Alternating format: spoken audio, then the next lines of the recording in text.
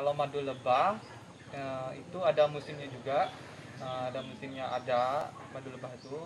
Kalau ini ada terus, cuma berbeda rasanya. Ada tiga rasa. Kalau madu lebah, ya tuh manis terus. Kalau madu kelulut ini ada tiga rasa. Yang pertama manis, yang kedua asam manis, yang ketiga pahit.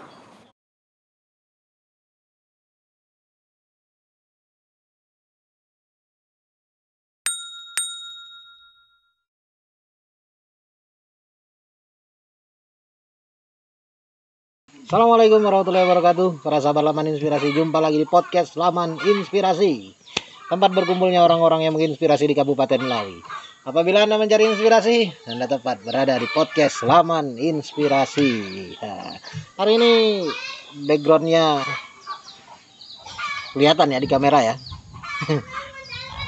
Backgroundnya sangat menarik. Mungkin bagi masyarakat, bagi penonton yang tidak tahu ini apa, nanti saya kasih tahu ini apa. Kan sekarang yang udah tahu diam saja dulu, nggak usah dikasih tahu yang belum tahu. Hari ini saya sedang bersama Bang Bakhtiar. Bang Bakhtiar ini pelaku Bang ya, salah pelaku usaha madu kelulut. Nah, apa itu madu kelulut? Bedanya apa dengan madu biasa, terus madu hutan atau madu apalah itu? Nah itu banyak lah, nanti kita akan ngobrol-ngobrol jauh tentang itu. Nah, sebelum kita jauh ngobrol tentang itu, kita akan ngobrolin dulu tentang kelulut madu sebaju. Maksudnya kelulut madu sebaju ini kan bisa dikatakan pionir ya untuk di Kabupaten Melawi, dikatakan pionir sentra penggiat madu kelulut gitu di Kabupaten Melawi. Kayaknya yang awal itu adalah di sini, setahu saya ya. Riset pribadi saya nih, setahu saya baru di sini nih. Yang saya belum tahu tempat-tempat yang lain, mungkin karena akses informasi saya, karena riset saya yang kurang mendalam juga. Yang lebih tempat lain sekarang memang banyak bermunculan, cuman kayaknya yang awal di sini. Nah itu gimana ceritanya kok Sebaju tiba-tiba menjadi sentra pembudidaya madu kelulut nih? Ya, pertama-tama kita kemarin tuh kan dari 2018 kita ada dari pelatihan dari KPH, dari Suara Institute juga. Cuma tahun 2018 kemarin tuh belum kita lakukan benar-benar. Setelah itu kita ikut pelatihan 2018 itu belum kita lakukan benar-benar. Kemudian ada pelatihan kedua lagi pada tahun 2019, awal 2019 belum juga. Kita pelatihan kedua belum kita juga berhasil. Terus yang ketiga pada tahun 2020, akhir tahun 2020 kita coba ngambil sarang-sarang ke hutan-hutan. Karena yang pertama, kedua kita cuma pelatihannya itu untuk untuk membudidaya aja. Hanya teorinya saja. Kalau 2020 kemarin tuh kita langsung ngambil ke hutan-hutan. Kemudian masyarakat di Sebaju sini ngambil ke hutan-hutan, kita bawa ke tempat untuk pelatihan gitu. Pelatihannya 3 kali. 3 kali. Pertama dilakukan oleh KPH. Terus kedua KPH juga bersama Suara Institute. KPH bersama Suara Institute. Yang ketiga sama juga. Sama. Jadi kerjasama antara Suara Institute dan KPH. Gitu. Nah, kenapa kok tiba-tiba 2018 KPH mengusulkan ini dari mana ceritanya? Kok tiba-tiba ada pelatihan madu kelulut gitu? Pada awal 2018 kemarin itu ada identifikasi dari KPH untuk HHBK, hasil hutan bukan kayu, di Sebaju sini. Kebetulan kita ini kaya dengan alam, hewan segala. Kita coba mengambil madu kelulut yang semula awalnya masyarakat sini madu kelulut itu dibiarkan saja, udah ambil madunya, tinggalkan gitu saja. Mungkin dari itu mereka melihat bahwa madu kelulut ini akan bisa membuat ekonomi kita. Jadi ada imbas ekonominya. Berarti pada yang punya ide awal berarti KPH. KPH punya ide. Di sini hutannya masih lumayan besar dan di sini memang sudah ada penghasil Kelulut, Kelulut, cuman dari hutan. Ah. KPH melihat itu, oh ini nampaknya masyarakat butuh nih diajarkan untuk membudidayakan itu karena punya nilai aspek ekonomi betul. juga bagi masyarakat dan punya nilai berkelanjutan juga bagi ekonomi masyarakat gitu. Nah, 2018 berjalan nih dari KPH. Masih belum berjalan. Masih belum berjalan. Nah, kendalanya apa, Bang? Mungkin kendalanya kita tuh belum lebih dalam mengetahui ilmu yang kita dapat dari KPH pelatihan itu, belum kita dalami, kemungkinan besar itu. Kemudian kita belum tertarik kepada madu kelulut itu, belum apa namanya ya, kita belum percaya kalau madu kelulut ini bisa menghasilkan itu. Oh, ada pendapat, berarti ada apa ya? Ada hipotesis bahwasanya madu kelulut belum bisa menghasilkan. Betul, Apakah betul. madu dari yang hutan itu nggak menghasilkan apa-apa dari masyarakat? Kemudian kalau madu hutan, Madu kelulut yang dari hutan kan sudah bisa diambil. iya. Itu beri dampak yang berarti nggak bagi masyarakat ya? Karena sebelum kita pelatihan, madu kelulut ini kita ambil dari hutan. Habis kita itu untuk keperluan saja, untuk keperluan kita. Hanya untuk dikonsumsi Hanya pribadi. dikonsumsi. Jadi udah diambil sarangnya, madunya kita tinggalkan saja. Tidak diambil itu induknya itu. Berarti masyarakat belum tahu madu kelulut bisa dikonsumsi, tapi belum pernah melakukan itu untuk dijual. Belum melakukan budidaya itu. Belum melakukan budidaya. Nah, 2018 gagal karena ada pandangan seperti itu dari masyarakat karena nggak ada uangnya kayaknya madu kelulut gitu, dan pasarnya juga kayaknya nggak ada. Gitu. Bisa diartikan seperti itu. 2018 latihan pertama, latihan kedua 2019. Itu Suar Institute sudah bergabung. Dan itu masih belum juga belum. Nah, kendalanya apa nih? Kan udah ada latihan pertama, ada latihan kedua. Kendala latihan kedua masih belum meyakinkan hati masyarakat itu apa? Itu karena kita cari sarang ke hutan-hutan sana kan. Maksudnya kita tuh belum bisa mengidentifikasi di mana letak sarangnya, di kapan kan. Maksudnya letak sarangnya tuh di mana gimana kan. Jadi itu masalahnya. Berarti masih belum permasalahannya adalah belum tahu teknis gimana untuk ke lapangan nyari itu, masih nyari sarang madu kelulut untuk dibudidayakan ke sini itu masih belum tahu caranya. Belum paham sih, Bang. Belum paham tuh. Nah, latihan ketiga kenapa kok bisa berhasil loh? Latihan ketiga kenapa bisa berhasil?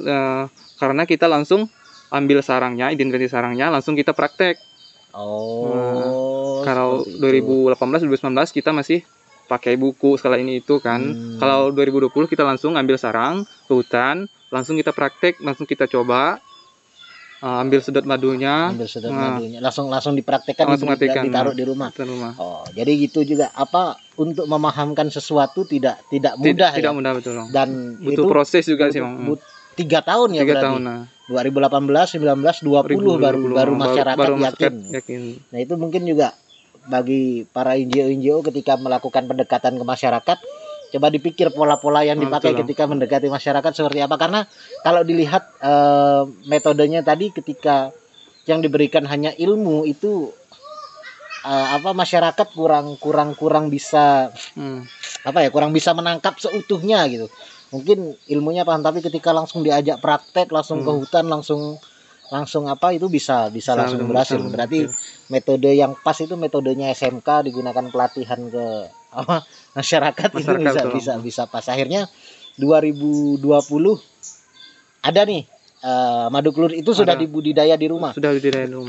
Awal berapa pembudidaya ketika melakukan ini? Kita pertama pelatihan kan 2020 kalau tidak salah bulan 10 itu sekitar ada belasan sarang kita awal tuh untuk pelatihan. Jadi kita ngambil ke hutan, kemudian kita langsung praktek di Laman Bepokat. Habis itu kita 3 hari kalau salah 3 hari kita melakukan pelatihan, cari sarang ke hutan-hutan. Terus kita langsung praktek langsung buat sarang seperti ini nih. Ini sarang pertama nih dari 2020. Ini udah dari 2020. 2020 juga. Berarti termasuk sejarah juga ya? Sejarah juga. Sejarah madu kelulut. Sebaju. langsung dibuat seperti ini. Langsung. Gimana caranya? Ini dari kayu apa sih, Bang? Kayu karet ya? Kayu karet dong. Kayu karet. Dia memang apa? Dari hutan memang sudah bolong seperti ini. Sudah bolong seperti ini, dan kebanyakan sarangnya itu di pohon karet, akasia, dan pohon pinus. Oh. Tapi yang paling banyak sih pohon karet yang itu, pohon karet alam yang sudah besar, yang bolong dalamnya itu. Biasa sembunyi itu. Kalau ininya udah buatan, Bang ya? Itu udah sendirinya, Bang. Kan kita buat. Itu udah mereka sendiri yang buat. Terkecuali kita ngubah sarangnya ini, ambil bikin kotak. Baru kita ubah itu. Berarti untuk misalnya nih ada masyarakat lain di luar sana yang misalnya nonton video ini pengen budidaya ini, cari aja ke hutan, cari pohon yang sudah ada jadi sarang, jadi sarangnya udah jadi sarangnya. Nah ini pertanyaan saya, pohonnya ketika diambil udah hidup atau masih hidup atau sudah mati? Itu biasanya masih hidup setengah-setengah, Bang. Berarti dia di antara hidup segan dan tak mau gitu ya. Iya. Berarti ini dipotong. Pakai senso kita. Dipotong langsung. Nah, kira-kira dalam satu batang ini bisa berapa sarang nanti jadinya? Kalau ini kan pertama nih, berarti masih satu sarang nih. Kalau ada koloninya baru naik ke atas, baru kita bisa pindah. Gitu. Berarti ini nanti bisa apa? Bisa jadi berapa? Satu pohon itu bisa jadi beberapa sarang nanti. Betul, Bang. Kalau salah kemarin tuh 1 tahun tuh bisa jadi satu sarang lagi. Jadi anaknya kalau induknya besar, sarangnya besar, jadi udah bisa dipindah koloninya 1 tahun. Berarti ini sudah nambah koloni baru untuk sarang seperti ini. Bisa, Bang. Tergantung dari induknya, Bang. Kalau induknya cepat naik ke atas, anaknya koloni, baru kita bisa dipindahkan, Bang. Kayak gitu. Jadi begitu para sahabat laman inspirasi, kalau misalnya ingin membudidaya madu kelulut, cari aja pohon yang sudah ada madu, sarang madu kelulutnya, dipotong, dibikin seperti ini. Ini nah itu pelakuannya ketika ngambil di hutan, itu langsung ditebang, main tebang-tebang gitu aja, main di simso gitu aja atau gimana? Nanti kita ukur dari jarak sini nih, dari jarak moncongnya kita ukur supaya agar tidak kena sarangnya. Ini jaraknya berapa? Jaraknya sekitar 2 jengkal. Kita ambil dari moncongnya ke bawah 2 jengkal, ke atas 2 jengkal. Sini kan sejengkal nih, berarti atas lagi kita potong. Soal madunya paling atas, kita ambil madu dulu atas, kita sedot dulu madunya kan. Terus yang setengah sini ada koloninya, terus pas tipaklah di koloninya kita buat topping sarang itu. Gitu. Berarti ini di atas ini jadi tempat madu nanti. Tempat madu yang madunya di atas. Tempat topping ini ganti yang madu yang kita potong tadi tuh, yang pas di pohonnya itu kan ada bolong tuh sarang tuh, itu yang kita potong supaya dia agar naik ke topping itu. Kalau enggak dipotong dia sarang di situ terus di dalam kayu. Di dalam kayu terus. Ini berarti ininya bolong nih, Bang ya? Bolong. Dan di atasnya harus ditutup dengan plastik atau biar enggak tambah naik ke atas, biar dia mengumpul di atas. Topping. Atas ini namanya topping. Jadi bukan topping kue ya, ini topping madu kelulut. Dan madu kelulut ini enggak nyengat ya para sahabat laman inspirasi. Jadi saya enggak perlu takut dengan sedekat ini, karena saya pernah dulu ketika masih kecil ke tempat budidaya madu lebah biasa, itu udah suaranya dia terbang kemana-mana, dan sempat kesengat juga, akhirnya bikin trauma. Nah ini untungnya tidak menyengat, jadi nggak ada rasa khawatir apa gitu. Ini kan bentuknya adalah dari pohon. Nah, misalnya dibikin buatan gitu bisa nggak? Bisa. Kemarin kan ada uji coba dari kawan kita dari desa Liang. Kalau untuk tambahan, dia bisa tempel ke sarang gini, misalnya sarang tempel di sini, kita tambahkan topping sini nih, kita buat koloninya, topping moncongnya taruh situ, nanti beberapa bulan dia akan masuk ke sarang yang kita buat pakai papan persegi. Oh, dia bahannya hanya papan. papan ya. Kalau setahu saya kan kalau madu lebah biasa kan kayaknya tempat pembudidayanya bukan dari papan, tapi kayaknya entah besi entah apa gitu ditata gitu. Nah, hari ini udah berjalan nih Bang, apa namanya, madu kelulut di sini sudah berjalan dan masyarakat sudah benar-benar menghasilkan hasil dari ini. Seberapa besar sih Bang hasil dari madu kelulut ini bagi masyarakat yang sudah melakukan budidaya? Kalau kita kan berbicara tentang hasilnya, kita satu bulan tuh bisa 2 atau 3 kali panen. Dalam satu kali panen itu kita bisa menghasilkan 2 atau 3 botol. Satu sarang. Botol ukuran berapa itu? 250 mili. 250 satu kali panen bisa 1 sampai 2 botol. 1 sampai 2 botol. Wah, luar biasa. 1-2 botol itu bisa harganya berapa? Kalau kita di sini, kalau ambil ke sini, kita kasih harga satu botol tuh 250 mili 80.000. Oh, kalau pasaran di luar kan kayaknya rata-rata 100 ya. 100 ya. Karena kita ongkos sana lagi kan. Berarti untuk satu sarang aja hasilnya udah bisa 300-an. Ya betul, Bang. 300-400 ya. Satu sarang udah bisa menghasilkan begitu. Nah, kalau misalnya punya 5 sarang, kalikan kita berapa? Ya tinggal kalikan aja. Wah, bisa di atas UMR. Kalau saya punya keahlian seperti ini, bikin 15 ya itu. Tidak usah daftar PNS lagi, cukup membudidaya ini. Dan budidaya ini kita cukup mudah Bang. Kita tidak perlu umpan ini itu segala. Kita cukup tanam bunga apa segala, kita udah cukup, tidak dirawat, tidak perlu dirawat gitu Bang. Tidak ada perawatan khusus. Tidak ada perawatan khusus. Cuma kita itu Bang, kita pestisida tidak boleh di dekat dia. Untuk ronda-ronda segala itu. Itu tidak boleh ya. Tidak boleh. Bahan barang kimia dijauhkan dari sekitar sini. Mungkin bantuannya hanya nanam bunga aja Bang. Betul. Karena kalau kalau nggak ditanam bunga ya namanya lebah, dia akan makan betul. Apa juga gitu. Nah, perbedaannya madu ini dengan madu lebah biasa kok. Kalau madu lebah itu ada musimnya juga. Ada musimnya, ada madu lebah itu. Kalau ini ada terus, cuma berbeda rasanya. Ada tiga rasa. Kalau madu lebah ya tuh manis terus. Kalau madu kelulut ini ada 3 rasa. Yang pertama manis, yang kedua asam manis, yang ketiga pahit. Itu pun ada bulannya juga, ada musim bunga juga itu. Tergantung musim musim buah lah kata orang sini, musim bunga gitu. Nah, kalau untuk khasiatnya sendiri udah ada risetnya belum Bang, khasiat? Untuk kita riset untuk khasiatnya, kita kemarin tuh masih mencari di internet saja.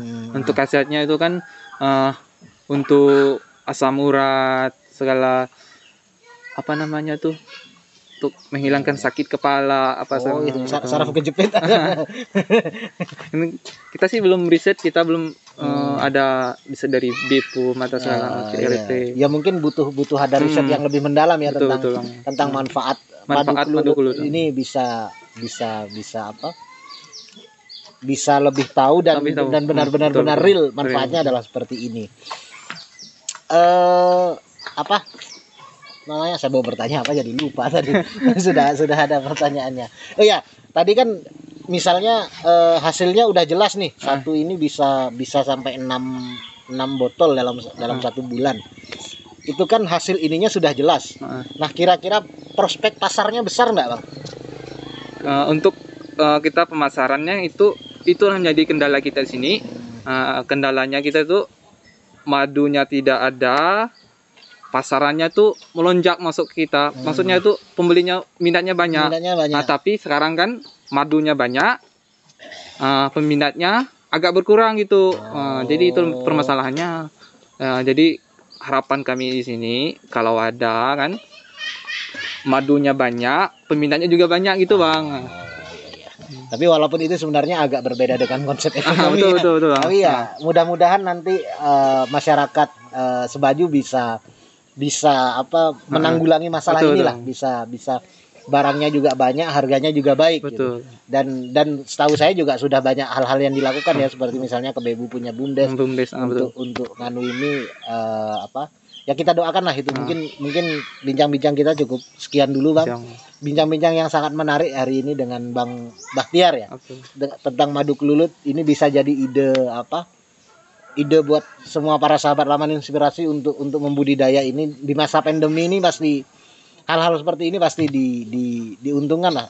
1 bulan sudah bisa panen Bang kalau misalnya kita ngambil langsung dari hutan. Sudah bisa panen. Pertama kita ngambil pengambilan itu di hutan, kita udah bisa panen satu botol untuk awal madunya. Kita panen itu kita aja panen udah bisa ngambil itu. Kita ngambil dan setelah itu 1 bulan lagi baru 1 bulan lagi kita sudah bisa panen. Jadi ini ide bisnis yang menarik di masa pandemi. Kita lagi sulit-sulitnya mencari mencari penghasilan. Madu kelulut bisa jadi solusi. Mungkin terima kasih Bang Bahtiar sudah ngobrol-ngobrol, dan terima kasih juga buat para sahabat Laman Inspirasi sudah menonton video ini sampai selesai. Jangan lupa dukung kami dengan like, share, subscribe, dan nyalakan lonceng notifikasi. Terima kasih dan assalamualaikum warahmatullahi wabarakatuh. Salam Laman Inspirasi.